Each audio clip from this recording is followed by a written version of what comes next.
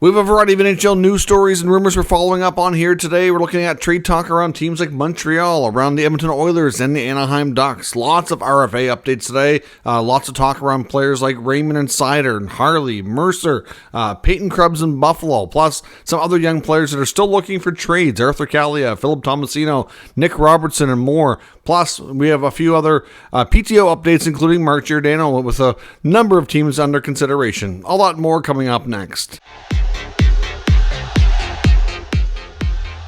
Welcome back to another video here at Top Shelf Hockey. As I mentioned, we have lots to cover here today. We're going to talk a lot about the RFAs that are unsigned and some trade talk around teams like Anaheim, Edmonton, Montreal, some updates on the Rangers as well. Kind of recapping some of the stories we're following here as we get ready to go into next week. But lots of RFAs still unsigned, which is going to be the biggest story, I think, leading into training camp. Obviously, some of these guys we've talked a bit about more recently, but there's still quite a few others that we haven't really touched on here in a bit, or we don't have a lot to say, or we have a little bit of updated information on some of them. But starting with some of the information we got from Elliot Friedman in his 32 Thoughts podcast that came out yesterday. As I talked about in yesterday's video, it was a 2.5-hour podcast. There was a lot of tidbits, lots of information. We did cover a bunch of stuff yesterday, but as I mentioned, over the next day or two, there's still more stuff that I just didn't want to pack it all into one video because it was just too much news, in my opinion, to kind of keep straight. Try to keep these videos, that sometimes they get a little bit long, but not 2 hours long by any means. But on Lucas Raymond and Mo Seider in Detroit, for Lucas Raymond, Friedman says that the comparable now that's likely being used is Seth Jarvis. Now that Jarvis is signed with the Carolina Hurricanes, that absolutely has to be what Raymond's camp is likely looking at and looking for. Obviously, Jarvis's AAV came in a little bit lower because he went the strategic route of the deferred money. So obviously there's some of that money that he's getting paid is not going to count, or it's deferred into the 9th year of the contract, or 9th year, which comes after the contract. So his AAV is down to like 7.4. But realistically, it's really around 7.9 if you want to look at it on a standard format. So at the end of the day, it's pretty close to an 8x8. I mean, they both have a 30-goal season under their belt at this point. I don't know that Raymond can really argue more money than Jarvis, but I think he can argue to at least be very comparable. So we will see where things go. Like I said before, we've heard conflicting reports about where things are at with Raymond and Seider, but the most recent update a couple of days ago was that there appeared to be some progress and a little bit of traction made. Same with Mo Seider. Of course, his teammate, they are working out together and training together over in Germany. I'm not sure what their plan will be if they get closer to camp here and they're not signed. I mean, at this point, I would think that they would normally be heading to Detroit by now, and obviously things are a little bit different. Some players that are unsigned are still, in their NHL city, and they're still, kind of skating and training with their other teammates, and some are not. And of course, different scenario too for some of the European players that, spend their summers over in Europe as well. But Raymond and Seider, it's hard to say where things go. The expectation is Seider's AAV is going to be higher than Raymond, and if Raymond's looking at in the neighborhood of 8 or slightly less than 8, I would suspect that Seider's is going to be, a little bit more than that, but maybe 8.25, 8.3. I'm not really sure how much higher he can go. But that's kind of tight. And I think their third teammate, Jonathan Berggren, is kind of a victim here of their contracts not being done. I think in Yzerman's case, no offense to Berggren, but he's just obviously not nearly as important as those two. Those two doesn't have as big of a role, and it seems like they're kind of waiting to see what's kind of left over, so to speak. But depending on how these numbers go, that might prove to be difficult. They may have to make a cost-cutting move or adjust their roster. I mean, I'd have to bring up Puckpedia right now to see if they have some, easy solutions there to kind of create a little extra space. But, if they both go around 8 or more, that's going to prove to be very, very challenging and still leave a little bit of room to sign Berggren, which you think was going to be, probably no more than $1 million, maybe less. So we'll see what happens, but lots of work still to be done in Detroit. And another RFA that I think is probably being impacted by Seider is Harley in Dallas. I mean, I do wonder if they're kind of waiting for the Seider contract to come in. I think Seider can probably get more money than Harley. I don't think he's, a case of them saying that Harley's just as good, but I mean, he did have a really good year last year.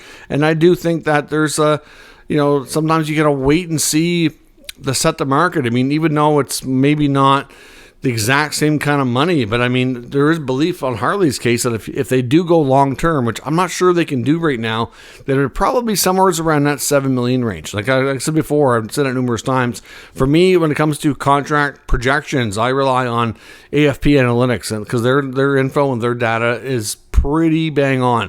I mean, teams obviously don't always end up settling on the same numbers, but if you look at their projections and where contracts do end up, very, very accurate. I mean, there's obviously a little bit of give and take on either side, but at the end of the day, good resource for sure. And I do think in Harley's case, you're more likely looking at a bridge deal, because it's just, I don't know that Dallas could do the 7x7 or something, but that to me, I think is where he would be. Whereas I think Sider might be more, of like that $8 million player. So we'll see. Lots of work to be done, and some of these guys definitely impacting the others. In New Jersey with Dawson Mercer, there's still word, according to Elliot Friedman, that things are progressing very, very slow.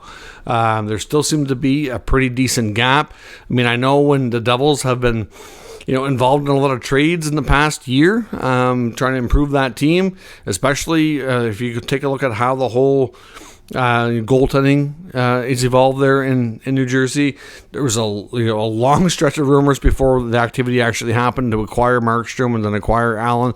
And Mercer's name was in the rumor mill a lot for players that were maybe being offered. Obviously, New Jersey resisted every effort to move him, so I don't think it's a case of, not valuing him or anything of that nature. But at this point, clearly he's been very effective for them. He's had 3 consecutive years to start his career without missing a game. He's been productive.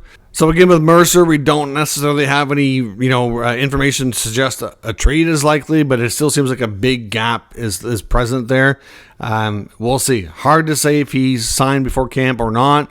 I think in every perfect world, all these players would want to be signed. The teams would want them signed as well, but sometimes things do drag on. It's not unusual to have a few of these cases drag on into camp and sometimes the beginning of the NHL season.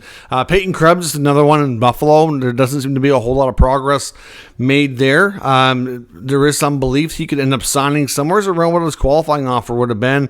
Definitely under $1 million. Krebs has had a small role with Buffalo so far. I think there has been some consideration about using him as a trade piece throughout the course of the offseason, and things just never really materialized. But with Peyton Krebs, I mean, he could very well, like I said, just accept a cheap contract, go to camp, and try to prove himself again to maybe get moved or to get a better deal next time, what have you. But he's another player in Buffalo that like some of these other guys like Arthur Kaliyev, Philip Tomasino, Nick Robertson, like you have to wonder if some of these guys might end up getting traded for each other just to give them a swap and a fresh start. Krebs is obviously on a second team. He was drafted by Vegas, never really played a ton. Obviously was involved in the Eichel deal, but unfortunately, hasn't quite lived up to being as productive in Buffalo as they'd hope. But at the same time, he hasn't really, and I guess to some degree you could say it's his own issue for not grabbing a bigger role, but it's been tough.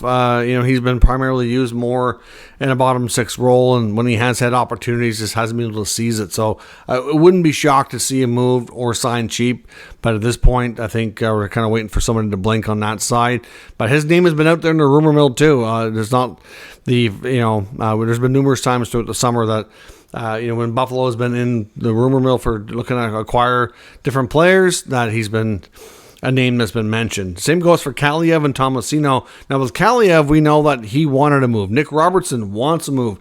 Tomasino, we haven't heard that he wants to move, but there is some belief that he would, kind of benefit from it or welcome it at the very least. There's a lot of times players kind of see the writing on the wall and see an opportunity that's not going to be there with their existing clubs, but haven't exactly been explicit with the team and demanded a trade or really, made that public or anything of that nature. So all three of those guys plus Krebs, so Kaliyev, Tomasino, Robertson, and Krebs, I wouldn't be shocking if some of them were moved for each other. You could probably throw Oliver Wahlstrom into that mix too. The only difference with Wahlstrom is that he has a contract. The Islanders did sign him surprisingly, but it's been known all offseason that they're very open to a move. Even Lou, when he did comment on the situation, did say that he would be very open to finding him a fresh start, and it has not materialized. So again, a lot of these guys very much, could be moved for a fresh start, and it wouldn't be shocking if they moved for each other. Like, I think a guy like Kaliev and Robertson would be a really an ideal swap to me. I mean, Robertson is from California, so there's that. Not to say it because, I mean, I know he keeps getting linked to these California teams, but it's really not just because he's from there, but I think he would be good with it because, not that he has a lot to say either, but obviously it's close to home for him. And I think with LA, looking at their roster, I think just like Toronto, there's an opening there. There's a spot. I think he could grab it and seize it. Kaliev, maybe that fresh start going into Ontario. He played in the OHL during his junior days. I think there could be a good move there. I know in Toronto with Robertson, a lot of fans and media seem to think he really should just suck it up and sign and go because there's an opportunity there on the left side, and I do agree. I think there is, and I think they're looking at some options. We talked yesterday about JVR. I haven't heard any links to say that they're actually looking at it, but I know there's several Toronto media members now that have been chiming in saying yes, they absolutely should do that. He'd be a great fit. I don't know if they're looking at that behind the scenes, but there's that belief. We've heard about Max Pacioretty. Like, they're clearly looking to add left wing depth, and then of course a wild card here as well just might be Easton Cowan in Toronto too. Yeah, I don't think you can completely rule out him going to camp and actually doing really well and grabbing a spot that Robertson could have. If Robertson's not there and not able to fight for that job, even if he is, Cowan might beat him out. I mean, Cowan eventually will pass him on their depth chart if he hasn't already. So, in all honesty, I think, Robertson, the other thing with Robertson, I think, wanting a trade is, yes, he didn't get a lot of patience and leeway with Sheldon Keefe, and I don't see him getting it from Craig Berube either. He's probably looking at himself saying, okay, I'm a smaller player, kind of almost a one-dimensional type of guy. Berube, prefers a different style, bigger player. I'm probably not going to have a long leash here. It's probably not going to be any different. To me, that's just a take, and I've heard other people say that, and it makes a lot of sense. It really, really does. So in all honesty, I honestly think Kaliev for Robertson makes so much sense. It's crazy. So to me, let me know what you think if those two teams should be connecting on a potential deal. As we talked about yesterday as well, the Anaheim Ducks, we mentioned Cam Fowler, according to Elliot Friedman, is somebody that they are looking to move, and the expectation is that he will hopefully be finding a trade sometime during the course of the upcoming years. Want to expand on that a little bit and add some notes about goalie John Gibson. Other thing that Friedman did mention as well is that not only has Fowler's been a player that Anaheim is looking to move, he has a 4-team trade list, which kind of gives him a ton of leverage. But apparently over the course of the summer, they did have some talks with Fowler about a trade, and he is, somewhat open and willing to work with them, obviously. So he's expanded that list. We don't know exactly how many teams he's given, but obviously there's the 4 that wouldn't have been blocked in the first place, and then there's whatever other teams that he looked at as well as options that he would consider. I mean, he's a Canadian-born defenseman, Windsor, Ontario. Obviously Windsor's pretty close to the U.S. border. I don't know, obviously, if either of the Ontario teams, Detroit, I mean, I'm not sure what he's thinking, right? So I'm just kind of looking at geographically speaking, would he want to trade? That's, if he's leaving California, which would be, a lot of guys, they have a pretty good setup, whether it's in California, Florida, these warm climates, right? Sometimes leaving is not the easiest thing to do. If they're going to leave, maybe they want to, another market that's really popular amongst players, or maybe they want to be closer to home. I mean, he's 32 now, a couple years left, $6.5 million. So just kind of spitballing there some ideas on where he might be willing to go. I can't say for certain, but like I said, look at teams like Detroit, Buffalo that are, they're in the U.S., but they're not far from the Ontario border. Then, of course, you've got Ottawa, Toronto, in Ontario. I don't know that there's a really, perfect fit that jumps out at me there amongst those teams. To be honest, maybe Buffalo or Detroit would have, I think, more of a need than Ottawa or Toronto. So we'll see on that front. And Friedman does go on to mention as well that they are still working on John Gibson. And the big holdup here with Gibson, and it could possibly turn out to be a holdup with Fowler, but I think it'll be a little easier to move him, is their reluctance to want to retain any salary. Apparently the Ducks have been really against that, which is not helping the case. You look at Gibson's contract, his age, how he's played, And it's just, he has regressed over the last few years. Like, I really think they missed their window to trade him a couple of years ago when he was playing better and, would have had better value. They held on to him way too long. They were way too particular on the trade, would not eat any money, and they've kind of put themselves in a predicament now where it's going to get that much more difficult. And unless they are willing to eat money, I don't think there's any way anybody takes him on his full cap at over $6 million. Like I said, Fowler is playing at a better level. Defenseman used to playing solid big minutes in all situations. I honestly think they won't have too difficult of a time moving Fowler. I think there'll be a better market for him than there would be for Gibson for sure. But certainly they're still working with Gibson, trying to find that. Hard to say if and when it comes together, but they're definitely two players in Anaheim to fully expect to likely move during the season if they can find the deals. Again, would it shock me if Gibson still not moved? No, because it's been dragging on for the better part of 2 years. With Mark Giordano, his agent, Rich Winter, still says he would like to play not only for the upcoming year, but he had mentioned earlier in the offseason he'd like to play multiple years. To me, he was the oldest player in the league last year, and you could tell he had really lost a step and certainly had regressed. I mean, Giordano has been a player that's really carved out a very nice career. I understand his love for the game and doesn't want to give it up. I don't know that he can be a regular top 6 NHL defenseman anymore. But apparently, according to the reports out there, there's as many as 4 teams interested. I think it's more than anything would be PTOs, more so than a contract. But we'll see. The reports indicate teams like Calgary and Edmonton, and even his old team, Toronto and Buffalo, to some degree, also have varying levels of interest and have had conversations with him about going to training camp. So we'll see if Giordano can figure something out. A few other things to watch as well. I know that Friedman talked about the biggest thing he sees the Rangers dealing with this year, and the biggest move, not only for the upcoming season, but for like the biggest story for him coming out of the offseason is the fact that Igor Shesterkin is not extended yet, and it's going to be a humdinger of a contract when it gets done. Obviously, you mentioned on the podcast about the whole Trouba stuff, and they have other decisions coming up, whether they move Trouba again, but that's not going to be till the end of the season, either at the deadline or in the summer, more likely the summer. K-Andre Miller's contract's coming up as well, but Shesterkin has the potential to end up being the game's highest paid goalie when that is all said and done. There's belief he was looking for big money, even more than what we've heard rumored about Jeremy Swayman recently. So obviously that's something he feels that he said the Rangers know it's going to be a big number, and it's something that they kind of come to terms with, that he's a big part of their team and he thinks they're going to get it done. But you have to think that with Swayman's comments about saying, he's going to do right not only by himself but by the other goalies and like kind of looking after the goaltending fraternity of the NHL. As much as I think Shesterkin's built his own resume enough that Swayman may not affect him too much, but he absolutely will at the same time. I really think he will. If Swayman ends up getting, 9, you look at Shesterkin, who's got, more experience, bigger workload, more runs in the playoffs, all that, like he can definitely get more money for sure. And the belief was he was going to be looking for double digits plus. So, the Shesterkin extension, I'm not sure how quickly it's going to come together, but it's definitely going to be a big story to watch here going into the upcoming year. A few other things as well. One, I know with Montreal acquiring Patrick Laine, I know Friedman did acknowledge in the podcast the rumors around Trevor Zegras.